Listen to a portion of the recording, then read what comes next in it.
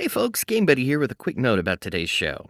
Once we finished recording our revisit of the Champions arc of the Archie comics, we decided we wanted to add some clips of our favorite parts recorded with our actor friends. And once we started putting everything together, we realized the episode was getting pretty long, so we decided to split it into two parts. So today's episode covers the first two issues of the arc, and next episode is the back half. Thanks again for listening, and enjoy.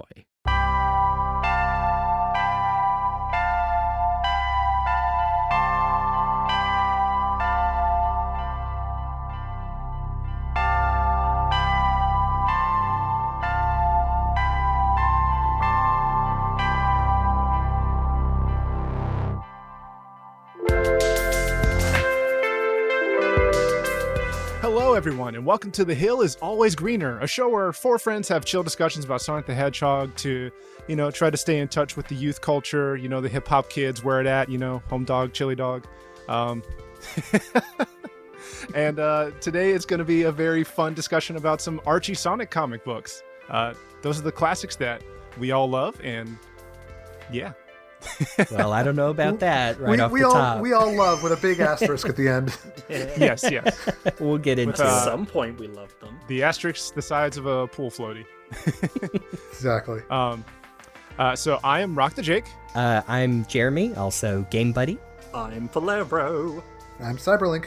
Yeah, today, like I said, we're going to talk about the Archie comics. We've got a specific arc that we're talking about, the Champions arc, which ran from issues 268 to 271. And we felt that before actually getting into the story of that, it was important to kind of talk about the sort of reboot that happened in the Archie comics, or as we've lovingly called it in this document, the new 252. It's a really good name. It is. So, okay, just a little bit of backstory. We don't want to go too deep into this topic because other people have definitely done it as briefly as possible and in more truthful detail that we could ever get into here. But this story arc, which is called Champions because it is a loose adaptation of Sonic the Fighter's Sonic Champions. Was it Sonic Fighters and Sonic Championship? Oh, Championship, yes. yeah, Championship. That's where Okay. it's coming. That's where it's coming from. It's the other name for it. Yeah. It's a coherent name out of those two titles. So this comes very shortly after issue 252, which was considered the first soft reboot of the Archie Sonic comics. There's a lot of reasons it happens. Right now I'm going to point you towards an article written by Bobby Schroeder, who also runs the Thanks Ken Penders Tumblr blog, which is a wonderful little blog that explores the history of these comics. But she wrote an article that basically details he who must not be named in Archie Comics canon, Ken Penders, and his legacy and impact on the Archie comics. We're not going to talk about it today. It's very complicated. Go read that article. We've put that in our description. It's very good. Also, like I said, check out her blog and check out her game that's supposed to be come out this year, to be determined in 2022. I followed Bobby's art and stuff for a while, and I'm just a big fan of hers. But anyway, this came very shortly after the first soft reboot of the series. There was an event that happened during the first Mega Man crossover that basically reset and merged a lot of continuity in the comics. The Archie comics have been going for a long time. It has its own unique world and setting that's based on the games, Sat AM, a lot of stuff. And this was one of the first opportunities to streamline that and kind of bring it into not like direct copies of like game backstories, but basically make it more coherent for new readers with A little more aligned with what Sega was doing at the time. In a way, this is kind of like the second attempt of doing this, because there was a point during the comics before where they'd kind of got rid of a few characters, cleaned things up a little bit, but this is kind of like a blank slate sort of attempt at that. That's just the complete, like, alright, enough of that, essentially. To give like a very, very brief summary within the fiction, during the Worlds Collide crossover between Sonic and Mega Man, Eggman and Wily basically reset their universes and changed things so they were based directly on the games, no comic original characters. Like after the latest point, Mega Man and Sonic defeated them used the Chaos Emerald's power to reset their universes back to normal. And Mega Man was fine, but Sonic was interrupted by Eggman during that process, so things didn't get put back quite right, which is how everything's a little bit different after the reboot. As a result of that, the world starts splitting apart, and that leads us into the Sonic Unleashed storyline that would basically continue until just before the comic ended.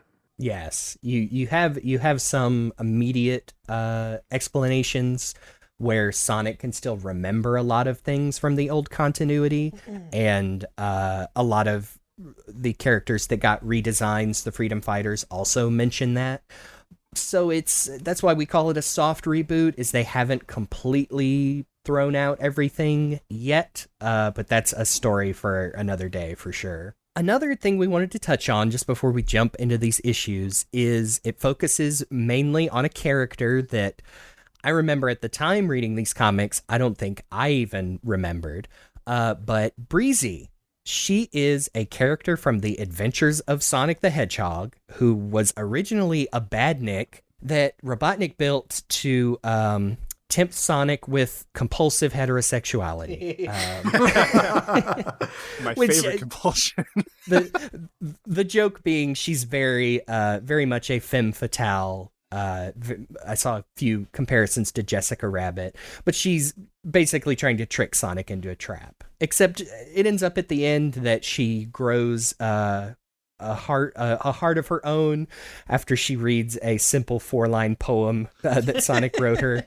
It's not a very good poem, but, I guess the standards on Mobius must be pretty low.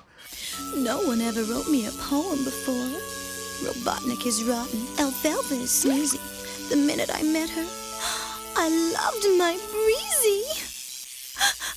It's beautiful. Probably the first one she's read, to be fair.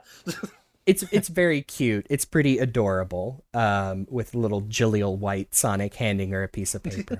But anyway, so she betrays Robotnik, decides to be, her own woman, and rebels against him. She actually appears in like 3 or 4 other Adventures episodes and ends up marrying Robotnik Jr., who is also a robot that Robotnik made. And that part's a little weird. Anyway, she's much different in Archie. She's not a robot. As far as we know. But she still partners with Eggman to trick Sonic. And she has a really interesting backstory that I'm excited to get into. It's one of my favorite parts about the character in this. Yeah, I really like what they did with Breezie in this series, along with Honey, who is the other kind of surprise focal character of this arc that we'll probably get into her a little more when we talk about her. We kind of talked about the weirdness behind her origins when we did our arcade games episode. So I'm not going to go too much into that, but I think both characters are great, and I really wish that this comic had gone on longer so we could have seen more of them. Definitely. Oh, female characters in Sonic. I know, right? I love. It's nice having them. Yes. Sometimes. I know, and these were it reminds me of, we've talked about IDW and how much we like a lot of the characters that have added there. On the surface you're like, oh, so many girls, but I mean, it just speaks to how there are so little, and not that I don't like Amy and Rouge and etc. There is like a lacking of balance as far as having like cool girls as well. And it is really a shame that these were 2 characters that didn't have much to them, but the creative team on Archie at the time, literally just plucked them out of the ether and decided to do really cool things with them. This comic has been sort of a reminder of some things that are still absent in the current Sonic comics a little bit, even though they're really good. I really love the IDW comics. There's plenty to talk about here that I kind of miss from Archie, but I guess we'll get into that here. Yeah, I mean, I'm still sad that we never got a proper Mama Robotnik in Archie, but Hey, she appears in one of the off panels, so it's fine. That one's for you, John Gray. Yeah. So, with all that said, how about we just dive right into these comics and just have fun talking about the story? I'm game. I do want to mention up front, I'm glad that you explained how Sonic got the Werehog ability in the comics, because I was subscribed to the Archie comics for a while, and then my subscription ran out, and I think I bought a couple of comics from like local comic stores here and there, but it was something that like I wanted to keep up with, but at the time it just didn't fit my wallet. Yeah. Valid. So, and I just read these comics for the first time very recently, aka today, and Minutes before we got started. You don't have to blow yourself up on this episode like that, Jake. It's fine. it's my standard procedure now. I really enjoyed the story overall, and I was wondering, like, Sonic didn't know Chip until the end of this arc, so I was just like, wait, so I wonder how he got the powers, and so I'm glad that you explained that, because now I feel caught up. They did the issue right before this entails Sonic basically got blasted with Dark Gaia energy. It's very similar to the game, but he's noticed that, like, yeah, the world is falling apart, and that's affected everywhere on the planet, including, knothole, places we haven't seen yet in the comics, Angel Island. And yeah, as soon as the sun goes down, he starts hogging out. They do some pretty cool stuff with the werehog in this, actually.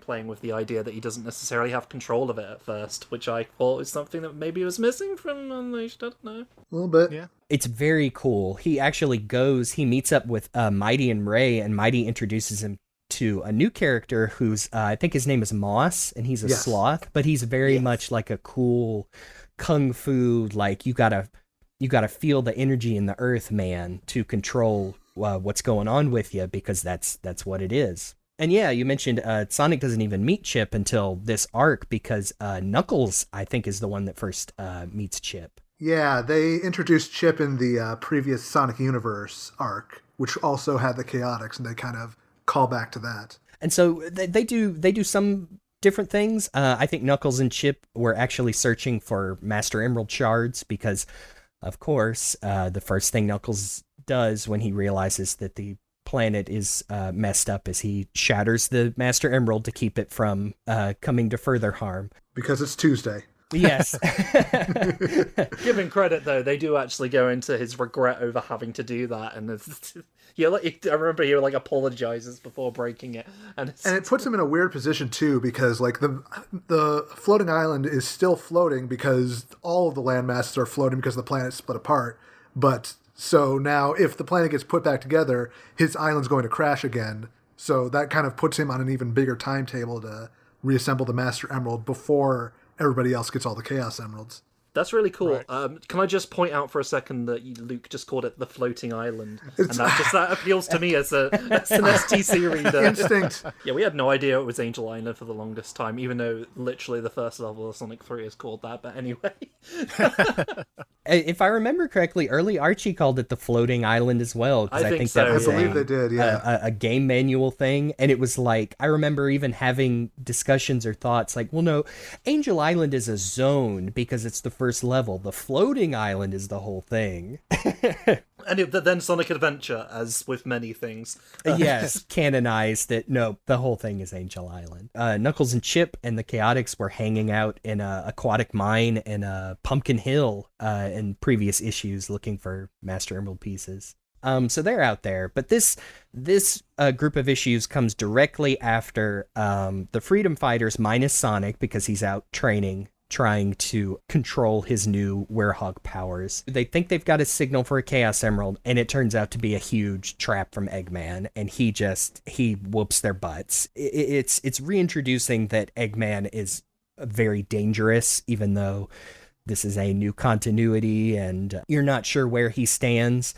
They lose pretty bad. Everybody gets to kind of show their cool powers. I love specifically like Sally's using her new energy swords and her Mass Effect swords, essentially. Yes. Energy Sword Sunday. Bunny's got cool extra powers now in addition to her robot limbs, and it's very cool. But yeah, the good guys lose, and so they track Sonic down and basically say, we don't know where to go next.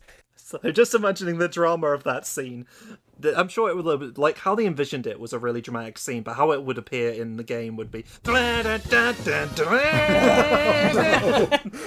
Yeah, as Sonic gets to tear apart one of the mini-bosses from Sonic 3 and Knuckles that's filled with electricity, who was sent after him by... Now, we can't go into it, but Thunderbolt the Chinchilla, one of the best characters to ever exist in the universe. God, she's so good. Oh, man. Someone who unironically loves Robotnik. That kind of.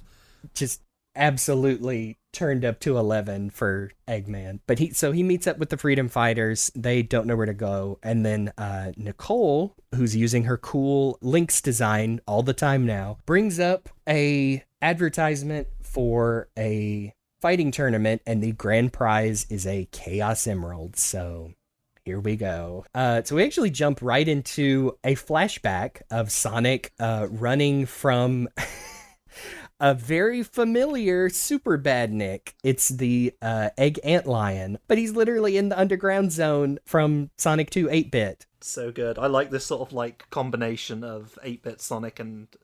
Well, actually, we can get into what this is a combination of when we see who he's fighting as well. Yeah.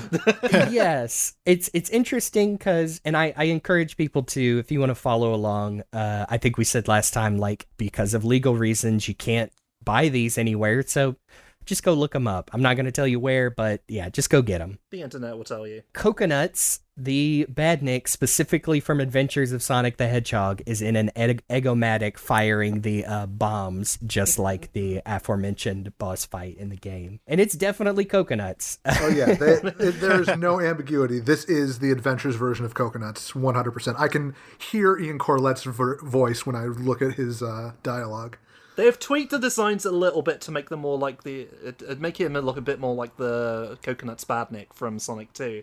But aside from that, it's him. Yes, they've done that a little bit with Sonic himself. He actually looks like a little fusion between classic and modern Sonic. He's still got green eyes, but they're implying that this is like a younger Sonic. Yeah. He's got a little bit of the round tummy. Yes, that leads me into, this was a Ian Flynn story, and I believe for the vast majority of these issues, it's Deanna Skelly on pencils. Yes. Inked by Terry Austin. Gabriel Casada did the colors, and that's John Workman who did the letters. And these are very, very pretty issues. Like, yes. This was definitely the full swing of most of these people are going to carry into the IDW comics. Man, it's just some pretty sequential art to look at. The art is so full of character and life Yes. and fun throughout the whole arc. This was already, like, the very concept of this was going to work for me, but just seeing the art just, like, brings it to a whole other level. Yeah. Gosh, it's so pretty. The expressions in particular are top-notch. Yeah. Yeah. Speaking of the expressions, I love, like, on the very second page of the first issue of the series, 268, when Sonic kicks one of the cannonballs back at Coconuts, his face in, like, the squash and stretch on it is just perfect. I love it. Yeah. It's beautiful. Yes, the expressions get pushed so far. I don't even remember if I'd seen that in this book before. Like, even early Archie, which was very slapsticky, it's very cool to see the pencil and ink team be able to, like, work in sync like that to make sure that those all get preserved, because they do look fantastic. Yeah. It's still very Archie, where, like, as opposed to, like, that run of time where, like, the Archie comics were kind of, like, trying to emulate sort of a manga anime style. We don't speak of the dark times. Yeah, it was some of the dark times, but like it's still very much Archie, especially like the colorization. Oh yeah. Yes, I understand what you mean. They're simultaneously.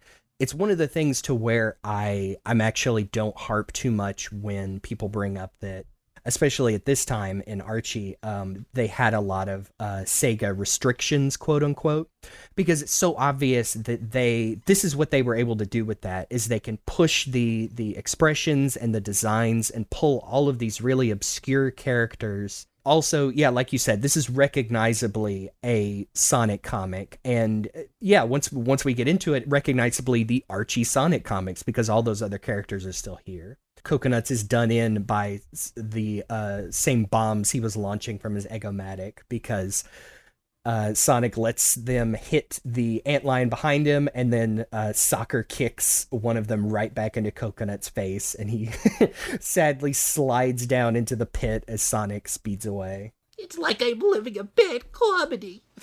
The voices are right there when you see it. You can't not. No, it's so funny. I was watching some of the Adventures of Sonic episodes in preparation for this, just to see, like, okay, well, how was Breezie when she showed up? And I just forgot how fun that show is. Like, yeah. could go all day about how silly some of the voices are, but how it's so ingrained, the delivery. And yeah, like you said, Ian Corlett is like every random male character in that show.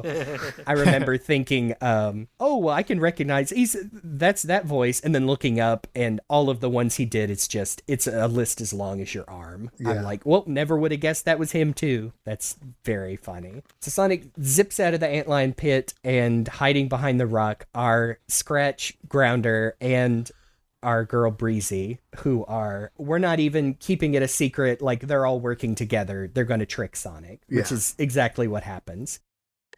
Oh, he's coming! Places, everybody! I knew coconuts would blow it! Alright, this is it! Don't mess this up, or else! I know. I just gotta keep it together.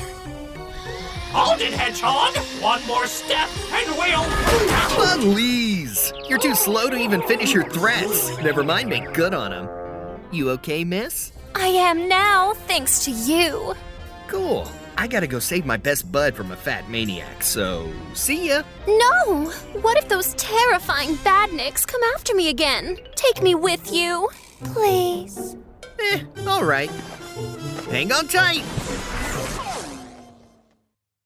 He takes one look at the damsel being menaced by these two dumb bots and knocks them out and whisks her away. Is this like a semi-adaptation of the episode she's from, kind of? Yeah. Because it was a trick there. It's just in the original show they had no idea. Because they are dumb bots. On the last panel, Sonic is carrying Breezie away to safety, and she gives a very, would you call that a sardonic smile? Almost to the camera. A little bit. What if these terrifying badniks come after me again? Yeah, the voice. I do love the fact that she just like in the cartoon, way taller than Sonic. Yeah.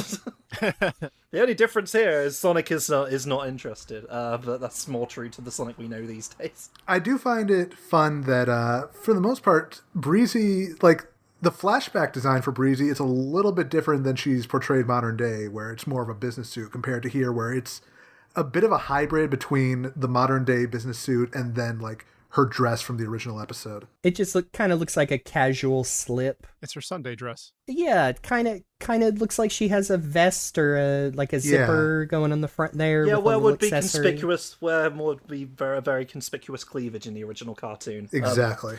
Oh yes, that they had no qualms about drawing whenever there was a close up. It's very, very funny. It's funny, when I was watching that episode, I was like, oh, that doesn't seem timely with Sonic. And then I remembered Rouge the Bat, so I guess maybe it's... Some things never change. Which, hey, I will always point out Adventures was very equal opportunity, because they draw Robotnik and Grounder's like big voluptuous butt crack every chance they get. They do. What in this episode? I mean, hey, if you're into that, you know. I do enjoy how they've kind of modernized Breezie's hair, I guess, her quills, because it's kind of a mystery in the show itself, because they seem to detach every time she moves her head. Whereas here, it's like a very intentional hairstyle. Like, she has large quills like Sonic, but she's almost like combed them straight back. So they kind of just hang out on the back of her head. Just big hair, don't care. A little bit. Yes. But I'm sure that was a very intentional, like, I'm sure the art crew had to, like, we have to bring this character to where we can draw her from different angles. Let's figure out how this works. So we come out of our first flashback into Sonic has been recounting this story to the rest of the Freedom Fighters on the Sky Patrol, which is their headquarters in the sky. And Tails isn't very happy about being reminded that he was duped by Breezie along with Sonic. And Amy is cutely being a little jealous about the whole thing. And Sonic mentions that he hasn't told the story before because he got played for a chump, which is also very funny. A little bit of self-deprecating humor from Sonic. And of course, Antoine's like, you should tell more of those stories. Yeah. And the expression that Sonic gives during the chump part is Perfect. Man, that's another thing I could spend a whole day talking on is Bunny and Antoine in these new comics. Yeah. Some of my favorite aspects. Very, very adorable. Very cool. OTP. So up on the hollow screen, Sally and Nicole have all of the details of the fighting tournament, which is taking place in Casino Park. Yes, that one. From Heroes. Which is being run completely by Breezie. We start to get into a little bit of Breezie's backstory. She is basically like a huge entertainment mogul as far as I think she's involved. They imply a lot of the entertainment on this world. Now, that is something I forgot to look up. I don't think they're using Mobius anymore. I think it's officially Sonic's world. Yeah, they do not explicitly say Mobius at any point during the reboot, I don't believe. Yeah, so I might slip and say Mobius or the Earth, but... It was Mobius at one point, so... Yes, yeah, that's true. Like we said, they haven't thrown anything out. Breezie is very much like, has a hand in all of the entertainment. TV, she's the proprietor of Casino Park. So it is fun to think of like all of those zones as real places that Breezie is at the top. Like she has been wheeling and dealing and constructing and real estate deals and all that kind of stuff. And also, like, that basically means that if she said she's putting on a tournament with a Chaos Emerald prize, she means it. She has that kind of social credibility. And so the guys are, like, actually excited about the fighting tournament. All except Rotor, who I really like because he is he is portrayed in this soft reboot as a little bit older than everyone else. I remember relating a lot to him in these because he just says, hey, we're basically superheroes. This is to save the Earth. Why are we going to put up with this crap? Let's just go steal the emerald. Sally basically vetoes it, saying like, look, I asked my dad, the king, if he would, float us the cash to buy it, and Breezie wouldn't go for it. And they can't just steal it because that would reflect poorly on their image. They're trying to run a fallen kingdom at the time still. Yeah, and unfortunately, because of registration cutoff, Sonic, Tails, and Amy were the only ones that were allowed to enter into the tournament because they gotta limit it to just the playable roster in the game. And that's a decent way to, do that. Yeah, there's a couple of really clever little turn of events where we get to see a whole huge cast of characters, but yeah, only the ones from the game themselves end up in here. I think this is the first time we're introduced to the fact that Sally is still a princess and her dad is still King Acorn. It's basically gone back to the kingdom is kind of underground in hiding, not in power, because Eggman has so much control over the rest of the planet, especially now that it's been shattered into floating continents. Yeah. It's also worth noting that they've gone back a little Satayemish with them, where King Acorn is no longer a dick. Yeah, he's I think the word Sally uses is pragmatic. Yes. Which is a very nice change of pace to where he might be a little bit dry, but he's not I would argue, the horrendous monster that he is in a lot of Archie stories, whether it was intentional or not. Also, fairly certain they envisioned him being voiced by Tim Curry here. Oh, 100%. Did they call it? They changed his first name in this one, right? Isn't he Nigel? Is he Nigel now? I think it might. Let me just double check. I know that. We mentioned it. There is a second soft reboot where more things change. I can't remember if that was with that one or this one, but yes, he actually does he was Maximilian Acorn in the old continuity. And at some point, yep, he's Nigel Acorn, like Nigel Thornberry. Nigel Thornberry. Which we make fun. I thought in the 2.5 episodes he shows up in Sad AM, a very subdued performance from Tim Curry. Yeah, not the sort of Tim Curry performance you would expect. Mm-hmm. Remind you, he is actually a classically trained, wonderful actor. Yeah. Sonic, Tails, and Amy are good to go for the tournament, and Breezie has advertised this thing everywhere. Tails brings up that what if this is another trap? What if Eggman is involved from the beginning? Pretty valid argument, since Casino Park and a lot of the places Breezie has set up shop used to be under his direct control. But then on the next page, we get a screaming Eggman who is on the phone with Breezie asking her why the hell wasn't he consulted. We get to see his eyeballs. Breezie! I'll invade every one of your precious casinos! I'll carpet bomb every property you own! I'll launch a missile at every media satellite you have! No, 10 missiles! Eggman for you on line 1. Thank you, Coconuts. Bring the limo around. Hello? Don't you dare ignore me! Hello, Doctor. You were saying? I was threatening! You will give me the emerald, or I'll... You'll do jack squat. Your forces are spread thin containing the global crisis, and anything you could scrape together wouldn't make it past my defenses. And besides, you're like me. You love your creations. You hate to see robot-on-robot violence. You want to talk robots? Give me the emerald, or I won't offload any more of my old Badnik stock on you. I rescue those poor robots. You'd lose out on one of your most lucrative exports. Fine. I'll be generous. How much do you want for it? You don't have enough. What? Hanametsu Sensei's doctor. The world is in ruins, and the people are miserable. I will give them a show like no other, and they will pay out the nose for the distraction. You can't harm me, threaten me, or buy me. I learned a lot from you, Evo, but I've long since graduated from your school of hard knocks. You can't talk that way to me! You... Eggman mentions that he's going to cut her off from all of his old badniks he's thrown away, which she has staffed her various businesses with.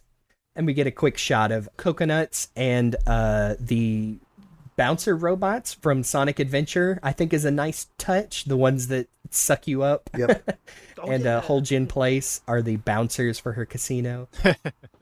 Game Buddy forgot that those also feature prominently in Sonic Heroes, which is where Casino Park is from, which is where this scene is taking place. She basically tells him that she's going to do whatever she wants. She's providing service for these people by having a pay-per-view fighting tournament they can watch.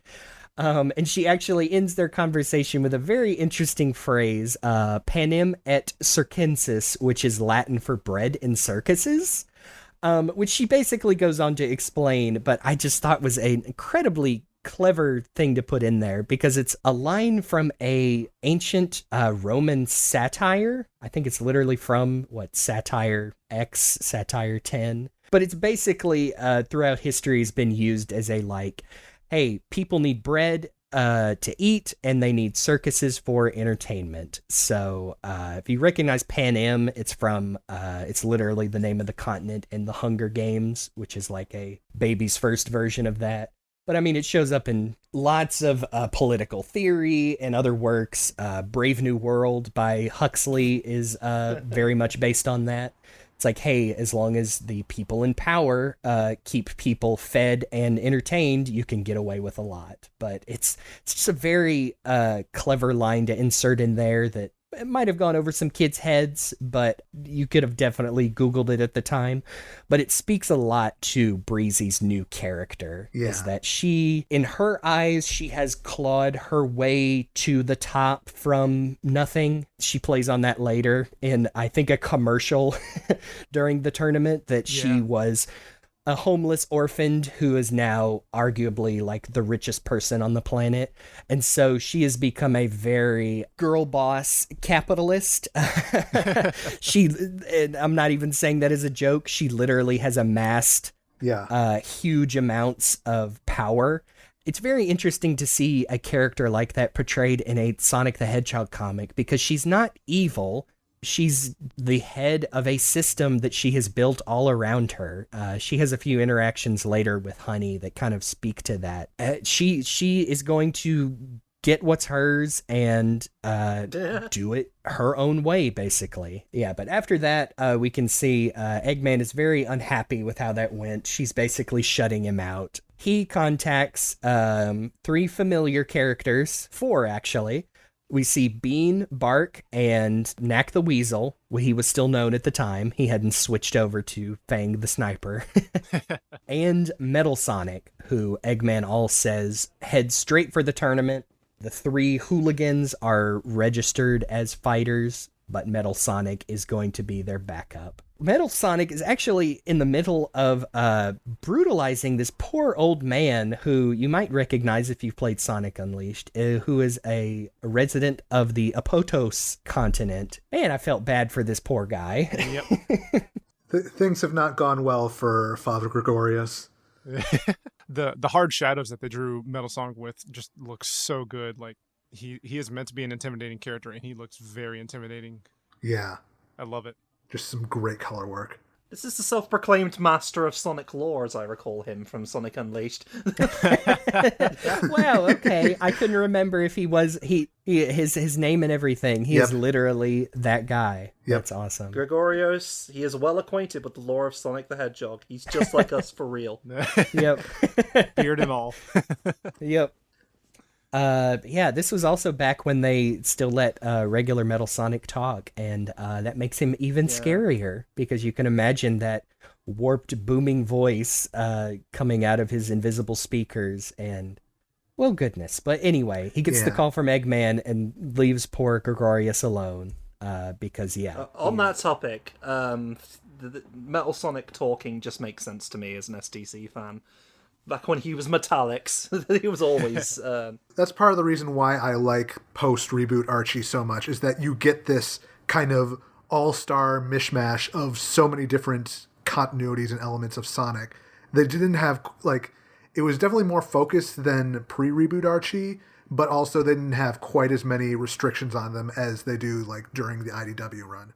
It's weird because it never made sense to me, because Sega basically just decided to change their minds, because Sonic Heroes, every version of Metal Sonic is talking up a storm. Yeah. It's not just Neo Metal Sonic, and anyway, I also preferred it when he could say scary stuff. Yeah. Maybe not the early Archie where he was trying to wisecrack along with Sonic, because that's not scary at all, but still.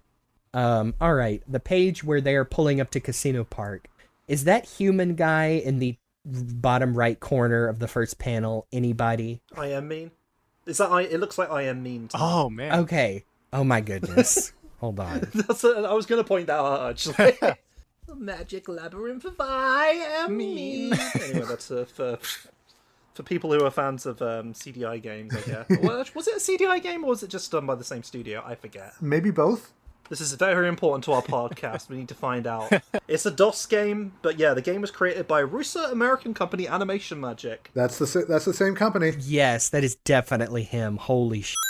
Very scary and confusing destination of my choosing. Anyway, this is what we came here for on this Sonic podcast. I just know him from the Insector YouTube poops. Yeah. Yeah. Holy crap. I've read this comic many times. I think this is the first time I ever actually noticed that Wentos the salesman with the Chow hand puppet is in the bottom left corner. Yeah. There he is. He's in there menacing a poor person. I'm sure there are lots of little references you'll find in here that we can't point out. Oh yeah, 100%. They had a lot of fun filling this crowd. Yeah, even this first thing, like we said, we have the aforementioned in the background. Lots of interesting looking background characters. Yeah, I Am Mean. I can't believe that. That's crazy.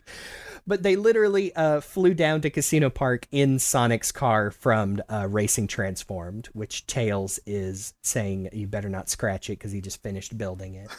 But yeah, Breezie. Look at the little face. Breezie welcomes them in. We see some other characters in the background. We see that all of Breezie's casinos and whatnot are staffed by discarded Badnik designs from Eggman. We see some early model egg pawns walking around dressed in bunny ears with tails and everything. Those are also in Sonic Heroes as well. Come on, Game Buddy, get it together. We see a caterpillar is looks like taking people's coats. Yeah. Oh yeah. yes. I can see he's hanging coats on his little spines there, and he looks so happy. That's great. Worth pointing out, Breezie's still taller than Sonic. Yeah. Yes, as it should be.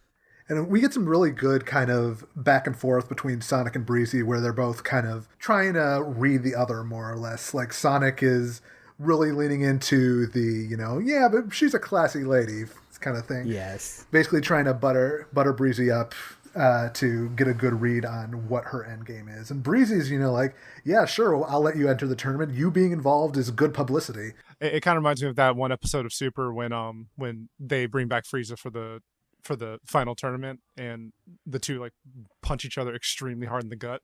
A little bit. Hey, we're not friends, but good to see you again. Yeah. Hey there, pal. What's up, buddy?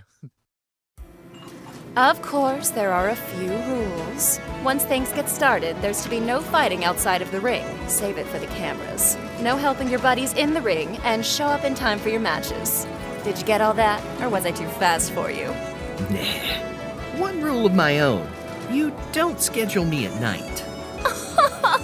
Darling, you don't make the rules. I do. You are prime time all the way. I guess I'm out then. I know these two can handle things without me. Later. Wait! Daytime it is. Pleasure doing business with you, as always. Don't forget, if you try to beat the house beats you. I love the way that the veneer starts to crack on Breezie when we get the whole Sonic arguing he doesn't fight at night and actually like getting under her skin when he's like, okay, I guess I'm out then. I know these two, Tails and Amy can handle things without me. It's so well done because Sonic just turns around and high fives Tails and says, oh, well, guess I'm out then. And Breezie immediately snaps up and because she wants Sonic in there so bad because it'll be such a boon. And so she agrees to it. Flashbulbs start going off, and here is Honey the cat has arrived on the scene. She has a wonderful adaptation of basically just her design from Sonic the Fighters, updated a little bit. She kind of looks like an idol. This arc made me like love Honey as a character and not just as a trivia factoid. It like that. It confirms that Amy's signature dress is part of her clothing range. The Dreamcasters, I love it. It's very good. We get so much character and little bits of lore and backstory and just these a page and a half. That yes, Honey is a famous fashion designer / model / all around cool cat lady, just like her Fighting Vipers counterpart. Yes. it all meshes so well. Amy is immediately fangirling out. Yep.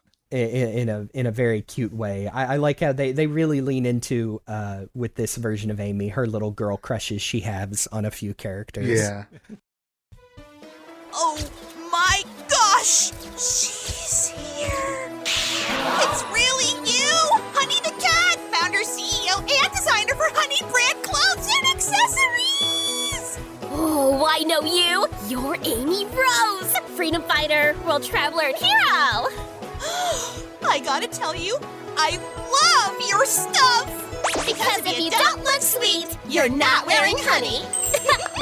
What's terrifying is I know they didn't rehearse that. Honey immediately agrees to help out the crew win the Chaos Emerald because she mentions that, of course, Amy knows several princesses and could definitely help promote any new fashion lines she comes up with. Yeah, Honey is very much just like, look, I'm just here for the publicity. If I win, you guys can have the emerald. Like I said, I'm just here to advertise. If I win, I'll hand the gem over to you guys. Really? Thank you so much! And in return, the Freedom Fighters will help promote my next line. Right? I only wear shoes, socks, and gloves. You can accessorize. I also love that we all know that these characters are just they're talking animals, and some of them wear clothes, some of them don't. But I love that we get a joke about how Tails is like, I only wear shoes, socks, and gloves. You can accessorize. Yes. Honey makes a very, very funny face and mentions that regardless of the outcome, that all of the very famous freedom fighters are going to be helping her promote her stuff. And yeah, poor Tails. I'm sure it'll work out just as well as the partnership with the soap shoes. So. Yeah. And then we get some good stuff with Fang, Bean, and Bark all together, trying to sneak around, make sure they don't get seen by Sonic and the crew. Nobody said anything about fighting those three. Running into Knuckles and the Chaotix was just bad luck. But this? Maybe they're just here to play poker? The only thing they do is fight Eggman and save people. For free! Oh, they're here for the emerald. Oh, well, I bet Tails counts cards anyway. Better call Baldy McNosehair and tell him we're moving straight to Plan B! Are you crazy? Critically or figuratively? You can't tell Eggman. Why? He's gonna find out anyway. Yeah, and by then, we'll be fighting and completing the job. Think of our professional pride. We still have that? Shut up.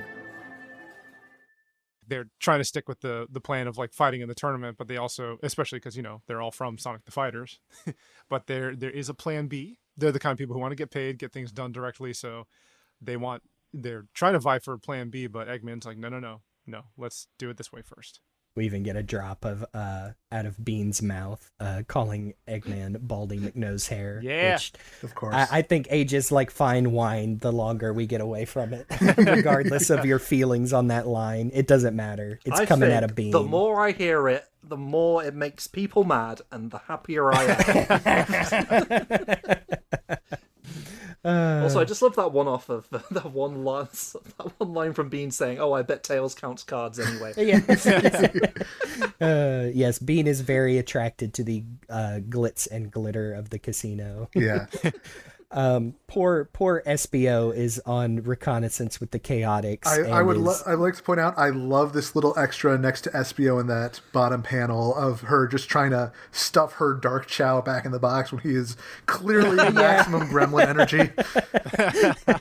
Good stuff. SBO is using a payphone to call the Chaotix. He only has enough change for 1 minute. The slots were not kind to him. He blew the rest on the quarter slots. Yeah, disciplined ninja. I was about to say, I like that as like a character flaw. Like he has his vices. like, yeah. Just like those, he's like one of those yakuza doing mahjong in the past. Yeah, that's their problem.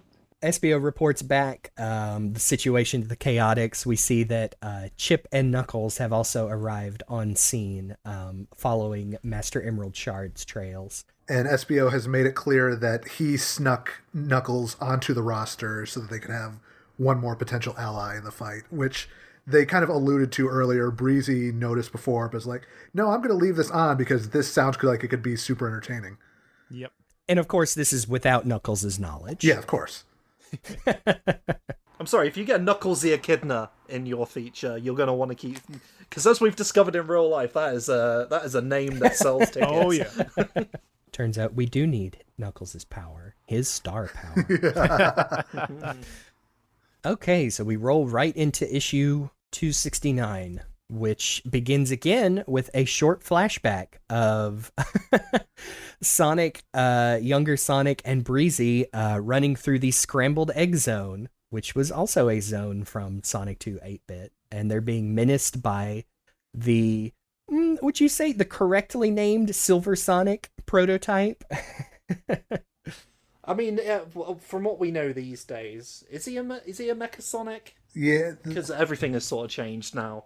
I still like the name Silver Sonic, but let's find out. I believe this one is still canonically Silver Sonic. Game canon, it's not considered it's a Silver Sonic. I think that name is old hat, but at the time, yes, that is where that name came from, and I consider Sonic Retro says Mecha Sonic, so yeah. They're more likely to know than us. Everything's Mecha Sonic now. What is it? All Metal Sonics are Mecha Sonics, but not all Mecha Sonics are Metal Sonics. Something like that.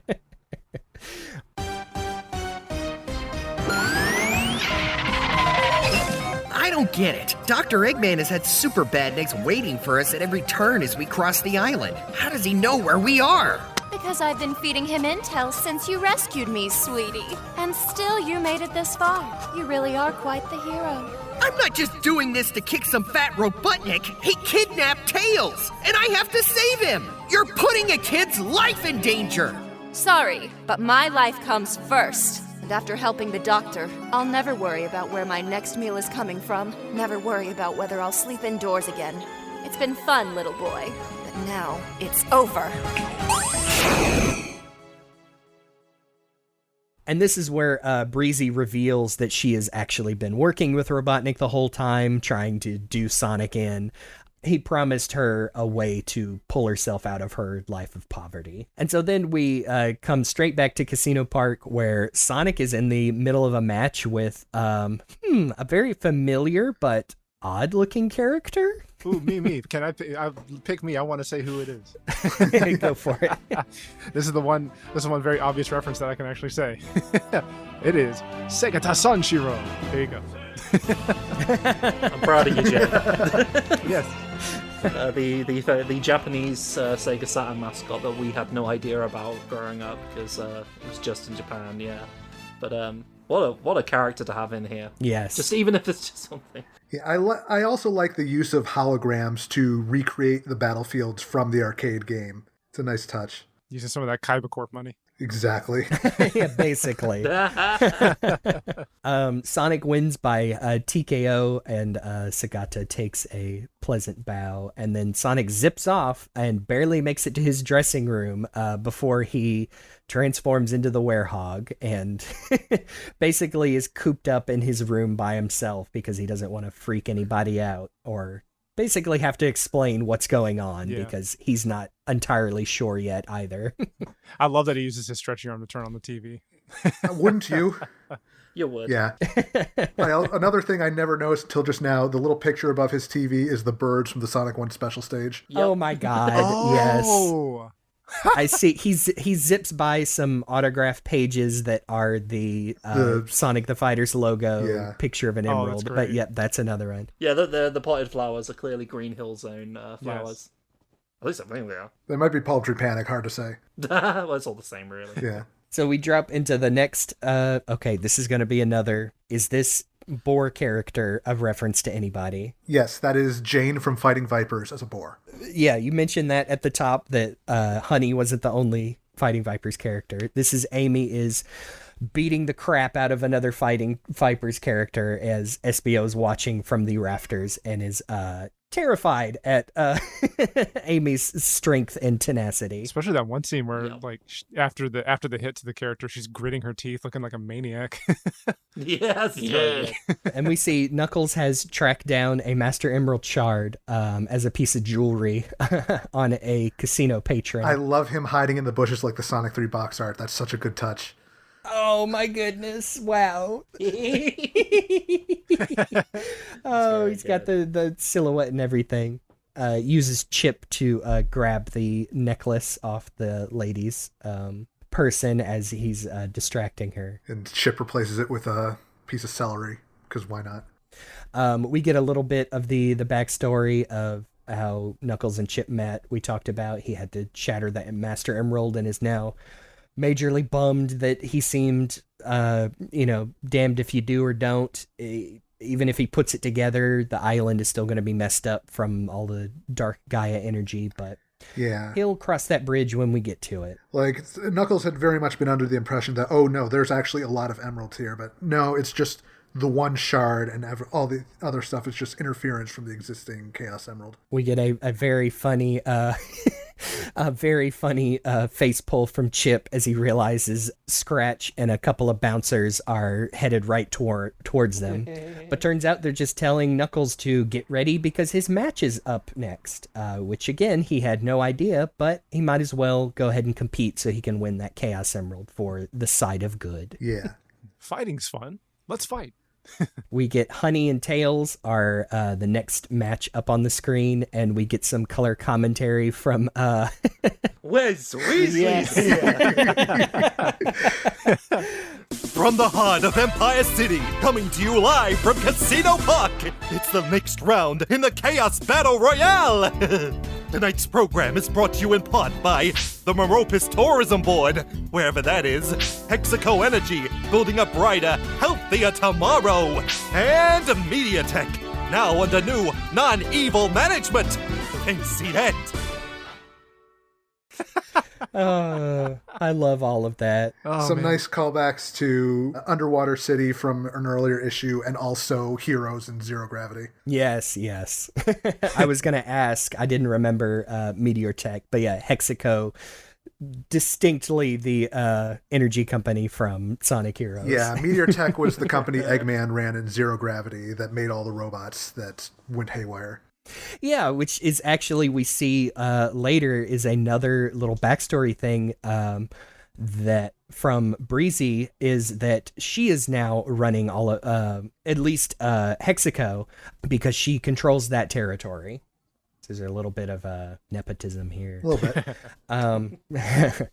Poor Tails is going to give it his best shot, thinks Honey is on his side, gives a polite handshake before the match, and then she just straight up destroys this poor child. Yeah. I mean, they are on the same side, but she's mentioned a few times throughout the comic, like, they're here for a show, and she gives them a show. Sucker kicks him. And the winner by Ring Out, Honey! What's the big idea? I thought you were helping us! I am. If I win, the Chaos Emerald is yours. But this is a fighting tourney, kiddo. We're here to tussle. Well, I'm not. You just eliminated me in the first round, and you cheated. All is fair in love and war, and business is a little bit of both. Come on, I'll make amends. I know just to look for you. I think that's what makes Honey such a great foil to Breezie in this story, is that they are both, very sort of goal-oriented career women, really just try and push and make their business as successful as possible. They both have this element of showmanship where they want to make things look good for the people watching them. But, Honey is unambiguously a much more kind of morally centered character than Breezie, who is just constantly looking out for number one above all else. Yeah. Honey has fun with it. She teases. She's got a mean streak to her, but she's definitely on the right side at the end of the day. Yeah. And then we are reminded several times this is a pay-per-view event because throughout the next few issues we get shots of various groups watching it. And man, poor Tails eats it before Antoine can even make it to the couch with the popcorn. We see the Freedom Fighters plus Big and Cream are sitting right in front of the TV. Poor Cream is just horrified. But this is a case of, ordinarily people would see this sort of thing happening to Tails and be up in arms, but this is part of a small mini arc for the character, I think, so it's fine. Mm-hmm. He's very upset about getting taken out by Honey here, and it holds over the whole story. I kind of like that. Yes, he sulks for a little bit because he is on the front lines of the Freedom Fighters, but still feels like he gets treated like a little kid. Yeah. He's kind of pushing past his wouldn't call it naivete. He just sees the best in people, and well, it just didn't work out this time. Yeah, it very much is in line with kind of the overall arc of Modern Tales in particular, in him trying to not be treated so much as the little brother that he initially was anymore, and really come into his own. Straight back into Adventures of Sonic, where he was literally Sonic's little bro. Yeah. I'm a fighting game basic boy, but it looks like Tails literally gets shoryukened off the stage. It definitely was a shoryuken. You can see the spin as she is uppercutting and jumping. Yep, the rising punch. Tails treated like a scrub. Yep. Tails is so free in this. Cream is literally enraged, screaming. And she's got that super grumpy face. Honey's a dirty cheater. Poor Big. I was about to say. He doesn't look like he minds too much about the popcorn ending up on his head. He's just enraptured. He's got the 1,000-yard stare. He probably hasn't registered just yet. So Tails is very upset, and Honey smooths it over, saying that, everything's going to turn out fine, and, now you get to... Now let's get you into this cute outfit. Tails like, I don't wanna. The next matchup is between Bean and Espio on Espio's stage from Sonic the Fighters, and Mushroom Hill. Poor Vector and Charmy are watching it on their tube TV with an antenna, which, man, I assumed that they scraped together their last 2 pennies to rent this. Oh, no, they definitely got that out of a garbage dump. Oh, no, I meant, the pay-per-view. Hooked on this old cruddy TV. Oh, no, they have obviously hijacked the signal. Like, they've got the wires going up to the telephone pole. Yeah, I think Eggman mentioned specifically pirating it later, but you think, well, Espio's not there to be the moral compass, so I think Vector definitely went snip with the wires up on the pole. Oh, but poor Espio gets bested by Bean's seemingly random soliloquies and statements, and then Bean gives a very shadowy smile, implying that that's just how he rolls, man. People think I'm the dum-dum when I've got everybody doing what I want them to. This is a reminder to me that Bean, there's so much more to Bean than we think. Yeah. It's quite intimidating, actually. Yeah, he's not simply the, because he didn't really have too much of a personality in any media, but he's not even just simply he's the goofy Daffy Duck, Woody Woodpecker, silly type. He actually kind of likes being the bad guy. Yeah, and he's clearly, I love that he is basically playing into, I do a lot of this so people will underestimate me, so that when the moment counts, I can easily take advantage of that and take them down. On the next page, we see that Knuckles' aforementioned match is against Bark. I like he is officially introduced as the Hooligan silent brawler, because before Knuckles can even finish his quip, just whacks him right in the face with his big manimal paw. This fight is just so raw. Just 3 or 4 pages of the two of them wailing on each other. Really just, the action in this set of pages is so good. That's what's interesting to me about this, is like, unlike the game itself, the violence in this this tournament that we see for the most part is usually relies on like ring outs and stuff, and not as much direct contact. Not so much here. This is just straight up 2 big beefy dudes slapping me. And I quite like it. It's a nice other side of the coin where we talked about how the comedy expressions are pushed so well, but the action ones are right there with it. Yeah. And we do get some characters watching Knuckles' fight, and we realize it's Thunderbolt, the chinchilla, and her cohorts, and she's still incredibly pissed off from having her plan go awry in the last art. For sure. Very funny. It's the only glimpse we get of her, but it just says so much. Thunderbolt's there. Axel, the water buffalo, and his cronies are there. Yeah. Team Dark's watching on the side. Blue Shadow and Omega.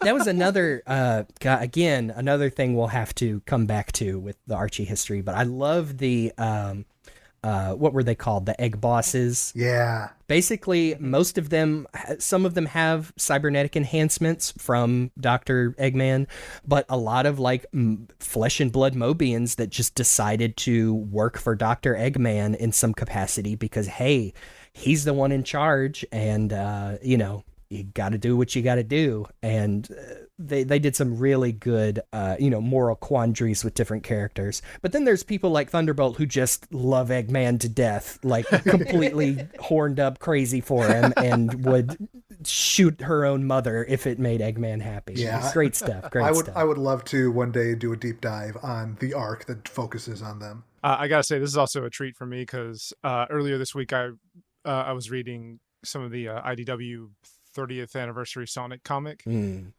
in that one there's a Knuckles and Bark fight as well, and the fighting choreography is in that one is really good, so it's cool that I got to see 2 really good Knuckles and Bark fights in the same week. Yeah. Yep. It's cool that they ran that back. Sometimes you just need 2 meatheads beating the crap out of each other. That's why Dragon Ball is so popular.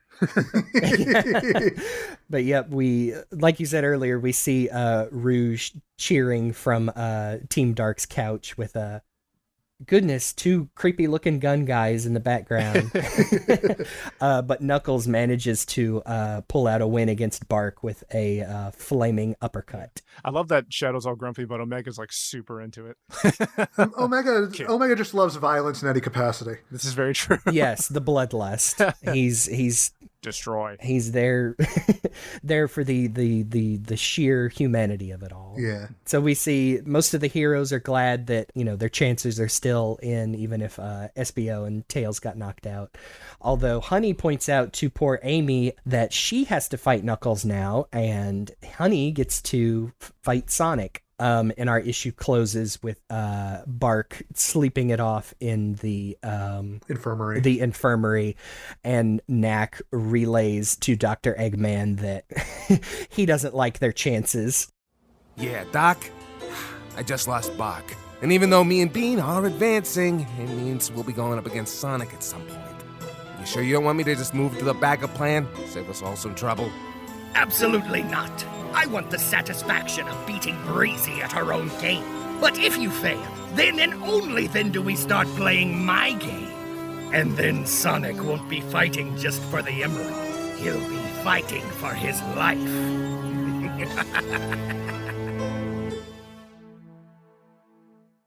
So he better have Plan B on standby, which we know is the malicious Metal Sonic, who is still high above in the clouds, speeding his way towards the arena. Yeah, but Eggman is making it very clear that no, Plan B only happens when the three of you get knocked out. Like, I want to beat Breezie at her own game. Mm-hmm. Like, this is personal now. Yeah, because if above everything, we have to remember Eggman is an egotist. Exactly. So I do want to point out, like, at the beginning of the story, with Metal Sonic flying off to the tournament, at first I thought that was going to be a plot hole, because I was like, well, he's fast and he flies, shouldn't he get there pretty fast? But then I thought about actual real life air travel, and there are such things as like 20-hour flights, and he's just one person. He's not a jet engine. So no, but he has a jet engine in his stomach. Yes, it's true. That's true. Yeah, you're right, because if you want to be real picky about it, the new map of Mobius that was canon to this places places Knothole somewhere in like the middle of North America, and if the tournament is taking place on that same continent, even if it's broken up and floating like in Sonic Unleashed. Metal Sonic was specifically on the Yorish continent, on a Patos, which would be, like you said, it's almost on the other side of the planet. Yeah, it would be roughly analogous to flying from Greece to America, which is not a short flight. Yeah, even with a jet-powered Hedgehog robot. Yeah. Thanks for listening to this episode of The Hill is Always Greener. Thank you as always to Amy Waters for the use of our theme song off the album Gotta Go Slow. The music in our dramatized shorts was by Falero. And a very special thanks to our actors for their featured roles in today's episode. Cyberlink as Grounder, Falero as Scratch, Coconuts, and Wes Weasley, KaniDay as Breezie, Jeremy Baker as Sonic and Dr. Eggman, Mystic Pyro Freak as Amy Rose, RedAsATomato as Honey the Cat, Kage-Ichihashi as Miles Tails Prower, Scott Frerichs as Nack the Weasel, and YamatoSFX as Bean the Dynamite. We'll be back with part 2 of our look at the Champions arc of the Archie Sonic comics and more dramatized clips of our favorite scenes. Next time, don't miss it!